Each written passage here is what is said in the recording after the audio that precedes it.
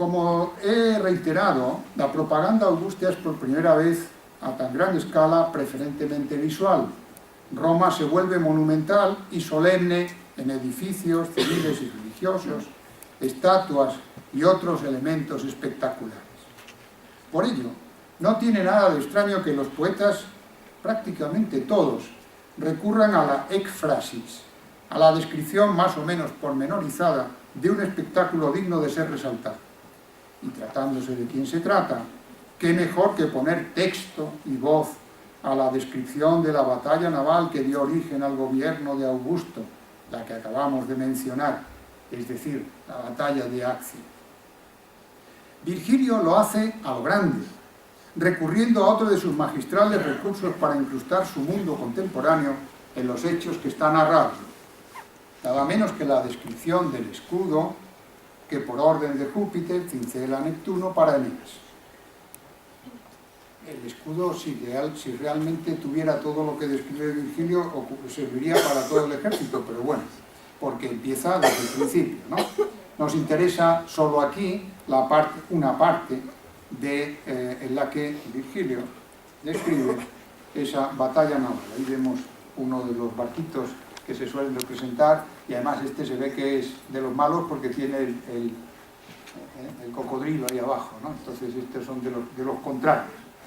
Bien, antes de pasar a la traducción, conviene observar que en el verso 1, aunque el adjetivo Augustus, que lo he puesto intencionadamente con minúsculas, se aplica en este momento, o sea, hasta este momento, a objetos sagrados, a conceptos, no a personas, no creo que se deba descartar su utilización aquí para adelantarse a los hechos. No olvidemos que Augusto recibió el título de Augusto, valga la redundancia, en el año 27, y que esta acción fue en el año 31, o sea que ahí todavía no sería adecuado pensar que ya Virgilio le llama así Augusto con mayúscula. En cambio, se puede utilizar Augusto en el sentido que tiene el adjetivo, ¿no? Aplicándoselo al César. Bien.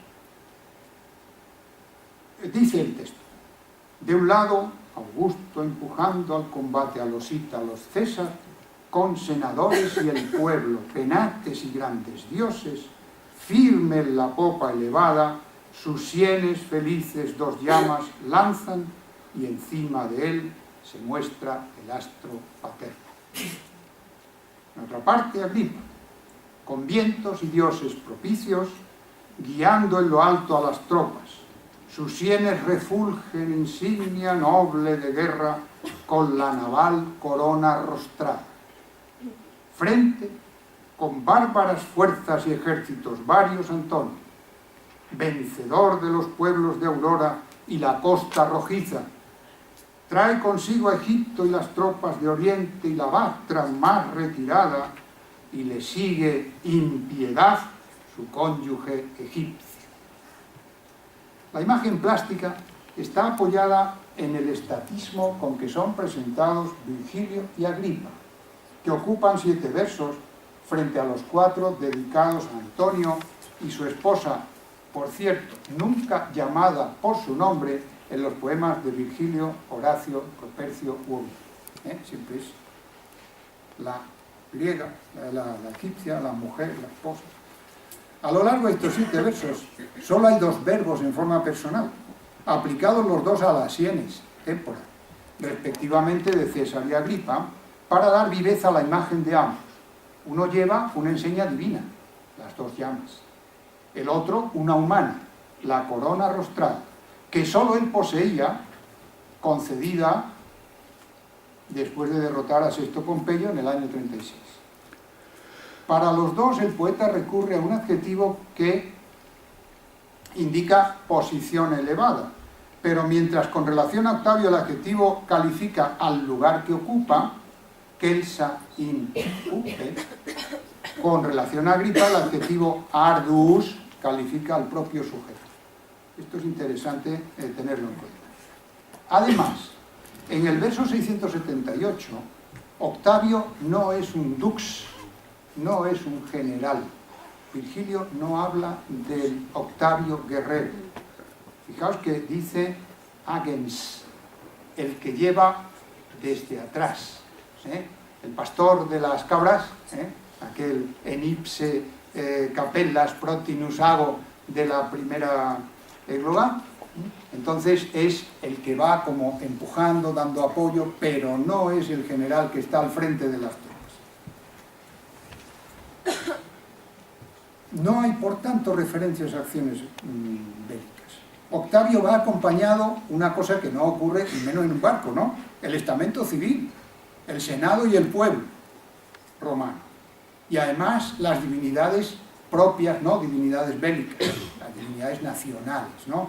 Los penates, y esos grandes dioses en los que algún autor antiguo ha querido ver a la tríada capitolina, Júpiter, Juno y Minerva, o bien Júpiter, Juno y Júpiter, Minerva y Mercurio, que es un dios también muy romano. Además lo señalan como protegido de los dioses, las dos llamas, como hemos dicho, y el astro paterno, que probablemente sea de este. Su doble, por así decir, mortal, es Agripa, es el verdadero militar. Ahí sí brilla una corona de hecho ganada en una batalla naval, una corona genuinamente romana, rostrada como la tribuna donde en el foro se desarrolla buena parte de la vida pública romana, la tribuna, los rostros.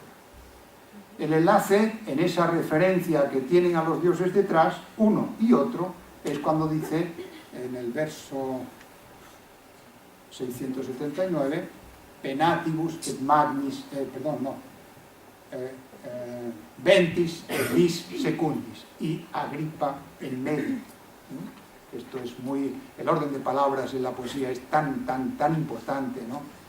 Agripa aparece como rodeado, como llevado en volandas por los vientos, el dis y los dioses, y los dos secundis, favorables. Enfrente aparecen primero que nada los bárbaros, y luego Antonio. Ope barbárica, después ya se habla dentro. Antonio además va en medio de los ejércitos variopintos que lo acompañan después de sus campañas orientales.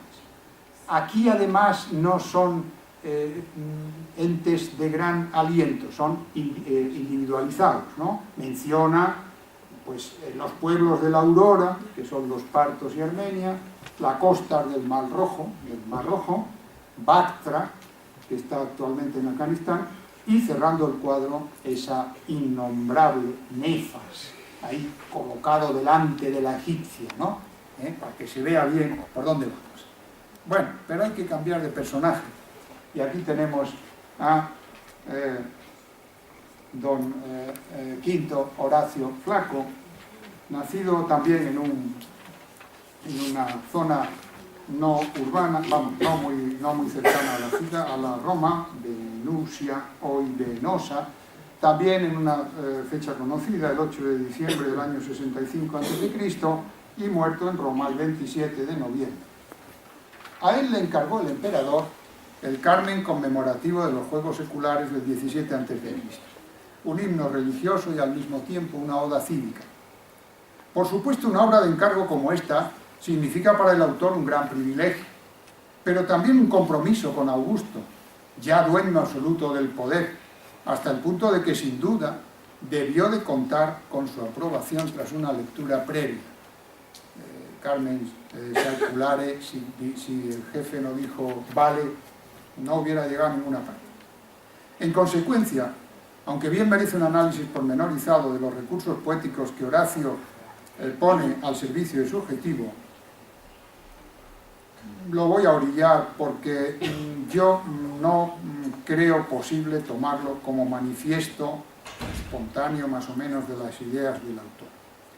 Según el biógrafo Suetonio, que ya sabéis que es el inventor de la prensa rosa, el emperador le encargó además cantar la victoria de Tiberio Adruso sobre los vindélicos y, dice Suetonio, lo obligó a añadir un cuarto libro a los otros 3 de odas después de un largo intervalo.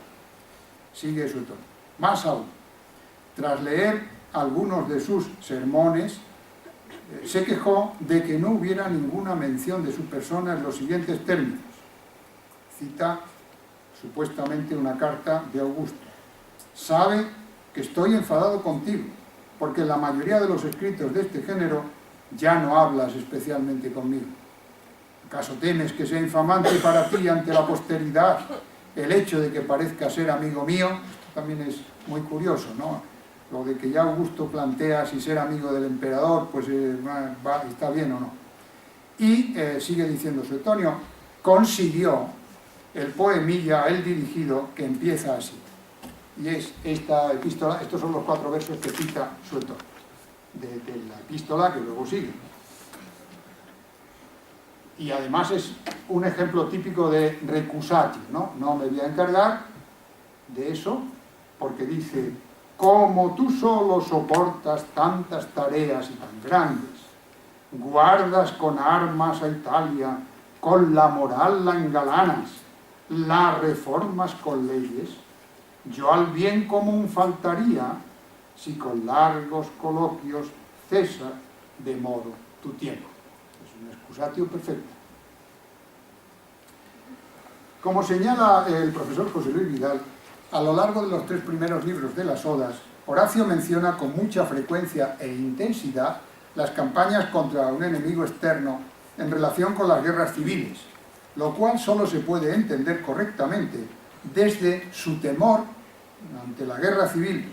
Él hablaba aquello de el escudo, no, relicta non bene pátmula, ¿no? El escudo abandonado de mala manera, y la desconfianza ante cualquier entusiasmo bélico del pueblo romano. Es decir, entiende que la guerra exterior es como un remedio contra la guerra civil. Si la gente quiere irse a pelear, que se vaya lejos. Viene a ser la moraleja de la reiteración en las primeras odas oraciones del elogio así de la guerra. En cuanto a la actitud de Horacio en estos primeros libros, toda mención de Augusto lleva consigo perplejidades y peligros. Todas las odas que están dedicadas a Augusto o lo tienen indirectamente como su tema principal, son notables en los 3 primeros libros por la cualidad provisional de sus juicios. Voy a citar un texto relativamente largo del profesor José Luis Vidal, pero es que creo que no se puede decir mejor, entonces ¿para qué lo voy a decir yo? Dice este profesor: el elogio de Augusto en las odas de los libros 1 a 3 de Horacio es algo así como un elogio en potencia. Se transformará en acto solo y si Augusto desvía hacia los enemigos del pueblo romano el impulso bélico que ese mismo pueblo, con tanta insania, ha vuelto hacia sí mismo. Solo y si Augusto se mantiene en segundo lugar con respecto a Júpiter. Solo y si Augusto procede con justitia, clementia, virtus y pietas, es decir, las virtudes inscritas en el escudo de oro que el Senado había votado para el príncipe en enero del 27 a.C., junto cuando él había manifestado por segunda vez su voluntad de devolver el poder al Senado y al pueblo romano. Esto no se lo cree hoy nadie, pero bueno, lo hizo 2 veces. Me voy. Hombre, no te vayas. Es imposible, o por lo menos es muy difícil, ver en las referencias a Augusto a motivos del programa augusteo, en estas odas, una aprobación completa y sin reservas. Al contrario, es frecuente el tono de cautela y desconfianza. Es decir, Horacio va como poniéndole un programa de actuación moral al emperador. Y parece que poco a poco el emperador, bien motu proprio, bien una sugerencia de Horacio, o bien porque iban en líneas paralelas, las cumplió, porque indudablemente el libro 4 ya no hay reservas. En el libro 4 de las odas, Horacio es Augusto. Vamos a ver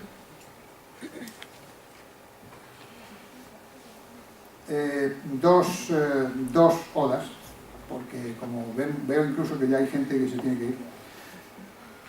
Las 2 odas, la famosa 14 del libro 1, la más conocida, compuesta en torno al año...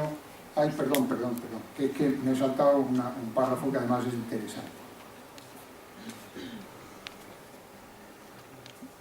Este texto...